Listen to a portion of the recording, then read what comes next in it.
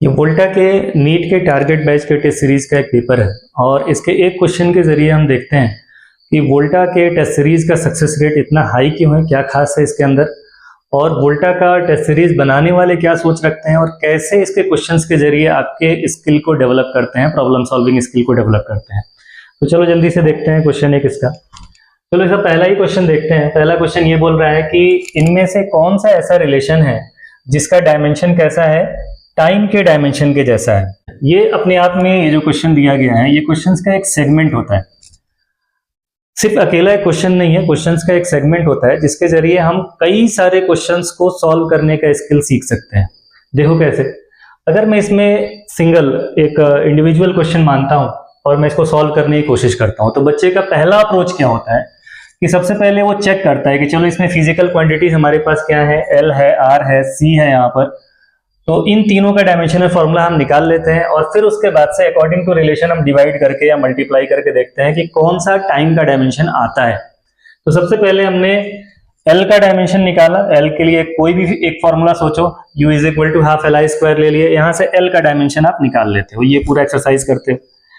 फिर आप आर का डायमेंशन निकालने के लिए v is equal to I R लेते हो और आर का डायमेंशन यहां से इस तरह से आपने निकाल लिया। फिर पहले ऑप्शन को चेक करने के लिए आपने L बाई आर निकाला और इत्तेफाक से L बाई आर करते ही हमारा T आ जाता है। अगर ये नहीं आता तो फिर हमको R बाई L चेक करना पड़ता, C बाई L चेक करना पड़ता, LC चेक करना पड़ता। लेकिन इस क्वेश्चन को एक समझदार बच्चा इस तरह से नहीं करेगा। कैसे करेगा वो?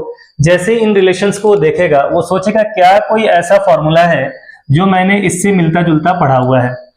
तो बच्चे के दिमाग में आएगा कि हाँ, हमने इलेक्ट्रोमैग्नेटिक इंडक्शन में टाइम कांस्टेंट का फॉर्मूला पढ़ा था। वो टाइम कांस्टेंट का फॉर्मूला आता था tau is equal to L by R, और टाइम कांस्टेंट क्या है? वो एक टाइम है और टाइम का डायमेंशनल फॉर्मूला ऑब्वियसली टी है और वही हमसे पूछा जा रहा है किसका डायमेंशन टाइम है। तो एल बाई आर जो होगा, एल बाई आर टाइम का ही फॉर्मूला होता है, टाइम कांस्टेंट का फॉर्मूला होता है, तो जरूर एल बाई आर का डायमेंशन जो होगा वो कैसा होगा? टाइम के जैसा होगा। इसके जैसे और भी क्वेश्चंस होते हैं, कई सारे क्वेश्चंस बन सकते हैं, कई सारे क्वेश्चन अभी तक पूछे जा चुके हैं। आइए देखते हैं कौन से ऐसे क्वेश्चंस हैं। आरसी सर्किट के टाइम कांस्टेंट का भी फॉर्मूला वहीं पर हम आरसी सर्किट में या फिर एक साथ ही वो चार्जिंग डिस्चार्जिंग जहां पर पढ़ते हैं वो पढ़ लिया जाता है। तो अगर कभी आपसे पूछा जाता है कि बताइए आर इंटू सी का डायमेंशन क्या होगा, तो फिर हम वही सोचेंगे क्या कोई ऐसा फॉर्मूला है हमारे सिलेबस में जो आर इंटू सी के फॉर्म में आता है। तो बिल्कुल आपके दिमाग में आया कि हाँ, time constant of RC circuit भी यही होता था आरसी। इसका मतलब आर इंटू सी भी क्या देता है हमको? टाइम देता है। तो आर इंटू सी का भी डायमेंशन क्या हो जाएगा? ये भी टाइम का ही डायमेंशन हो जाएगा। तो क्वेश्चन को करने में सेकंड्स लगेंगे, फ्रैक्शंस ऑफ सेकंड में आपका दिमाग पकड़ लेगा और सेकंड्स में आप इसको सॉल्व कर लेंगे। इसी तरह से देखो और क्या क्या क्वेश्चन पूछ लिए जाते हैं हमसे। जैसे एक पूछ लिया गया एप्सिलॉन नॉट ई स्क्वायर। यहां पर भी अगर एक लेबोरियस बच्चा है जो मेहनत से आंसर्स निकालता है, तो वो क्या करेगा? सबसे पहले एप्सिलॉन नॉट का डायमेंशनल फॉर्मूला निकालेगा और ई का डायमेंशनल फॉर्मूला निकालेगा, जो अपने आप में काफी टाइम टेकन है। फिर उनको मल्टीप्लाई करेगा और मल्टीप्लाई करके डायमेंशन निकालेगा। लेकिन एक समझदार बच्चा क्या करेगा? वो सोचेगा कि क्या इससे हमने रिलेटेड हमने कोई फॉर्मूला पढ़ा है? तो जी, हमने एनर्जी डेंसिटी का फॉर्मूला पढ़ा है। एनर्जी डेंसिटी का मतलब होता है एनर्जी अपॉन वॉल्यूम, इसका फॉर्मूला पढ़ा है। और ये कितना होता है? Half epsilon not E square. अगर मुझे half epsilon not E square का डायमेंशनल फॉर्मूला निकालना है तो पूरा निकालने की जरूरत नहीं है, सीधे आप एनर्जी में वॉल्यूम को डिवाइड कर दिए। एनर्जी का डायमेंशनल फॉर्मूला mL2T-2 और वॉल्यूम हो गया आपका L3। इसको डिवाइड करते ही आपका आंसर आ जाता है। बहुत कम समय में आप इसको कर सकते हो। इसी तरह से b square by mu naught अगर ये पूछा जाता है, ये भी energy density in magnetic field के फॉर्मूले से रिलेटेड है। वहां पर भी हम b का डायमेंशनल फॉर्मूला, म्यू नॉट का डायमेंशनल फॉर्मूला निकाल के डिवाइड नहीं करते हैं, बल्कि ये सोचते हैं कि क्या इससे रिलेटेड कोई फॉर्मूला हमने अपने सिलेबस में पढ़ा है। तुरंत आपके दिमाग में आता है कि हाँ, energy density of magnetic field, और वहां से हम लोग u बाई v कर लेते हैं। जो डायमेंशनल फॉर्मूला इसका है वही डायमेंशनल फॉर्मूला इसका भी है। कई बार ऐसे ही पूछ लिया जाता है कि इन दोनों को डिवाइड करके बना दिया जाए।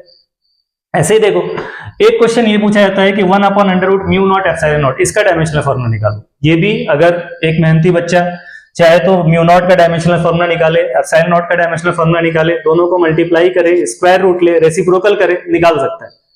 दूसरा, अगर हम इसको ऐसे सोचे कि क्या इससे रिलेटेड कोई फॉर्मूला हम जानते हैं, तो बिल्कुल जानते हैं। हमने स्पीड ऑफ लाइट का फॉर्मूला इलेक्ट्रोमैग्नेटिक इंडक्शन में पढ़ा है, 1 upon under root mu naught epsilon naught, जिसको ये फॉर्मूला स्ट्रक करके अगर दिमाग में स्ट्राइक कर जाता है तो क्या करेगा वो, ये बोलेगा कि ये तो स्पीड है, स्पीड का मतलब LT-1 है इसका डायमेंशनल फॉर्मूला। तो फ्रैक्शंस ऑफ सेकंड्स में आपके दिमाग के अंदर आ जाता है कि इसका डायमेंशनल फॉर्मूला हमारा LT-1 होना चाहिए, वही डायमेंशनल फॉर्मूला होना चाहिए जो स्पीड का होता है।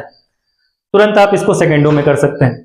इसी तरह से अगर 1/√μ0 का डायमेंशनल फॉर्मूला आपको मालूम है तो इसका डायमेंशनल फॉर्मूला भी निकाल सकते हो। ये क्वेश्चन भी कई बार पूछा गया है कॉम्पिटिटिव एग्जाम्स में। इसी तरह से ये भी इसी से रिलेटेड है, जिसको पता है 1/√μ0 का डायमेंशनल फॉर्मूला LT-1 होता है। ये भी निकालने में कोई बहुत मेहनत नहीं है, सेकंडों का काम है ये भी, और ये मैंने बता दिया। और कौन से बन सकते हैं इस तरह के क्वेश्चंस, देखो ω/r, अगर आपसे पूछा जाए ω/r का डायमेंशनल फॉर्मूला क्या होगा, ये निकालना चाहते हो आप, मेहनत से ओमेगा का डायमेंशन निकालिए, एल का डायमेंशन निकालिए, आर का डायमेंशन निकालिए, डिवाइड करिए। या किसी बच्चे को अगर ये फॉर्मूला मालूम हो कि ये किसका फॉर्मूला है, दिमाग में आ गया कि यार ये तो क्वालिटी फैक्टर का फॉर्मूला होता है, और क्वालिटी फैक्टर एक डायमेंशनलेस क्वांटिटी होती है, मतलब इसका dimensional formula M0 L0 T0 होता है। तो ये विद इन सेकेंड्स आप कर सकते हैं। इसी तरह से देखो ये भी क्वालिटी फैक्टर का फॉर्मूला है, ये भी क्वालिटी फैक्टर का फॉर्मूला है। तो इन क्वेश्चंस को आप नोट कर लो कि ये क्वेश्चंस ऐसे हैं जो फॉर्मूले बेस्ड हैं, और इनका डायमेंशन निकालना है तो विद इन सेकेंड्स हम निकाल सकते हैं। और अगर इस मेथड को इस्तेमाल नहीं करोगे तो इसमें बहुत सारा टाइम आप बर्बाद कर सकते हो, और आपको पता है कि कॉम्पिटिटिव एग्जाम में टाइम की क्या कीमत होती है।